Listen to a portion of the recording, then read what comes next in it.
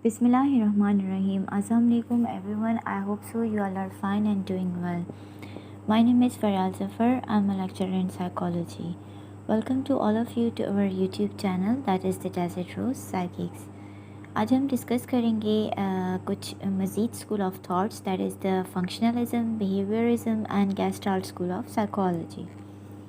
Number 1 is the functionalism. Functionalism से पहले हमने पढ़ा था स्ट्रक्चरलिज्म. स्ट्रक्चरलिस्ट या जो स्ट्रक्चरलिज्म स्कूल ऑफ थॉट के जो थिंकर्स थे या जो उनके फॉलोअर्स थे, उनका जो ज़्यादा फोकस था वो structure of consciousness, structure of mind पे था.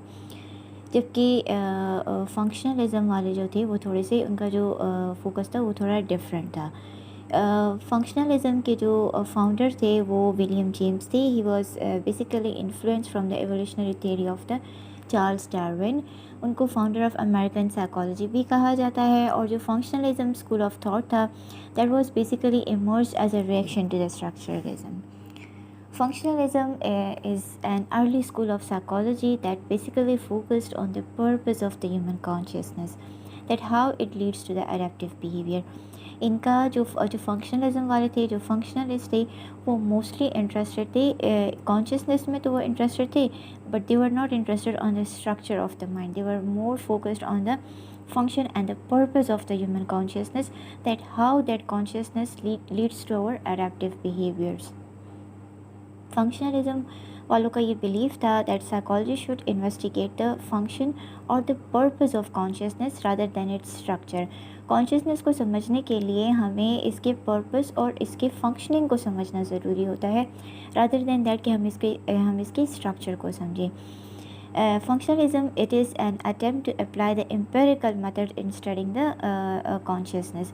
ये कॉन्शियसनेस को आइडेंटिफाई करने के लिए जो है तो एक साइंटिफिक मेथड जो है तो डेवलप किया गया है, जिसके ज़रिए से ये सोचा गया कि हम कॉन्शियसनेस के स्ट्रक्चर की बजाय हम फंक्शनिंग पे ज़्यादा फोकस करें तो हमें बहुत ज़्यादा चीज़ें जो है तो वो समझ में आ जाएंगी that how it leads to the behaviour. Functionalist जो थे वो ज़्यादातर यहाँ पर जो कुछ कैरेक्टरिस्टिक्स डिफ़ाइन हुई हुई हैं, कैरेक्टरिस्टिक्स में ये कहा गया है कि वो ज़्यादातर फंक्शनिंग और अडेप्शन ऑफ माइंड में इंटरेस्टेड थे. वो यानी मेंटल प्रोसेसेस, जिस तरह से स्ट्रक्चरलिज्म वाले मेंटल प्रोसेसेस में इंटरेस्टेड थे कि मेंटल प्रोसेसेस किस तरह से होते हैं, जबकि इनका जो फोकस था वो चाहते थे कि ये जो मेंटल प्रोसेसेस जो होती हैं इसका रोल क्या है, इसका फंक्शन क्या है.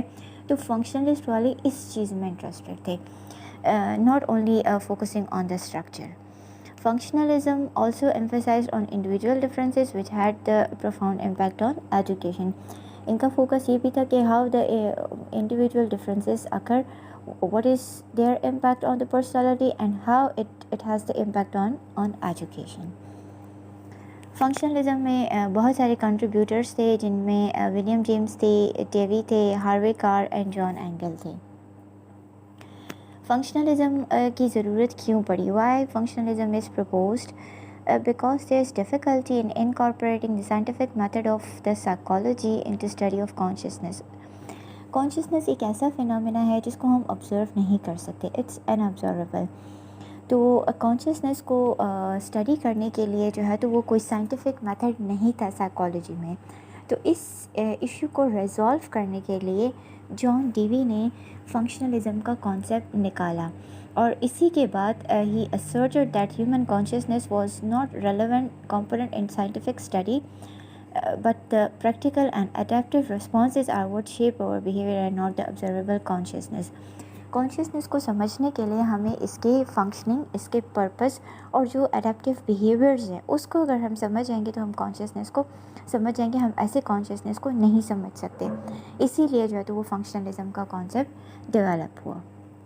इसकी स्ट्रेंथ्स में एक स्ट्रेंथ तो ये है कि functionalism has an important influence on the psychology and it also has the influence on the development of behaviourism.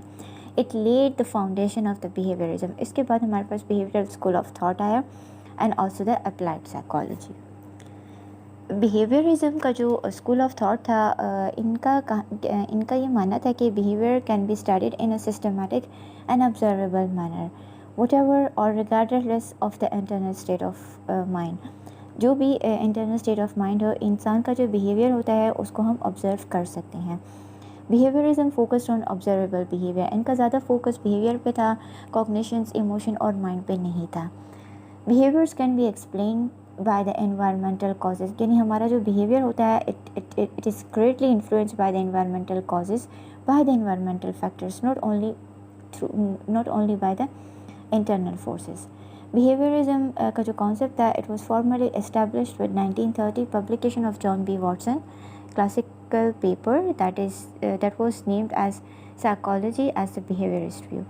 1920 से 1950 के दरमियान behaviourism grew more and that became the dominant school of the psychology।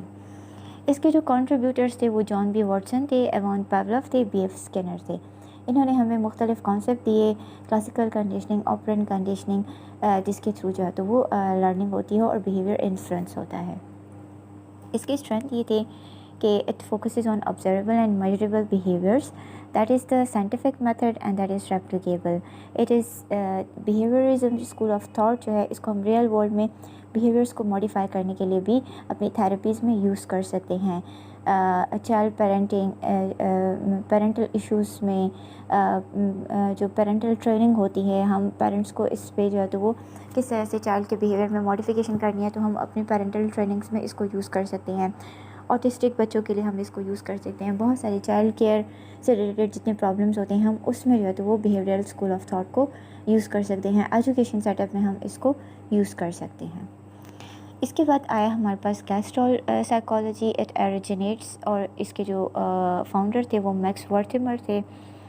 This school of thought looks at the human mind and the behaviour as a whole when trying to make the sense of world around us. यानी Max वर्थिमर का कहना था कि हमें चीज़ों को as a whole देखना चाहिए। He was interested in looking at the totality of the mind and behaviour. हमें यानी जब भी हमारी किसी चीज़ पे नज़र पड़ती है तो पहले एज अ होल पड़ती है, उसके बाद हम चीज़ों को पार्ट्स में देखते हैं। देन हमारे पास कुछ थे स्कूल ऑफ थॉट्स थे, प्रिंसिपल ऑफ गेस्टॉल्ट साइकोलॉजी के कुछ जो है तो कुछ मज़ीद थिंकर्स थे। उनमें से जो है तो इमैनुएल कांट, अर्नेस्ट मैक और जॉन वुल्फगैंग थे। इन सब का जो बेसिक जो कॉन्सेप्ट था वो यही था कि the whole is greater than sum of its part. तो ये इनके जो है तो वो बेसिक प्रिंसिपल्स थे स्कूल ऑफ थॉट के। This school of thought is based on the idea that we experience things as a unified whole rather than its part.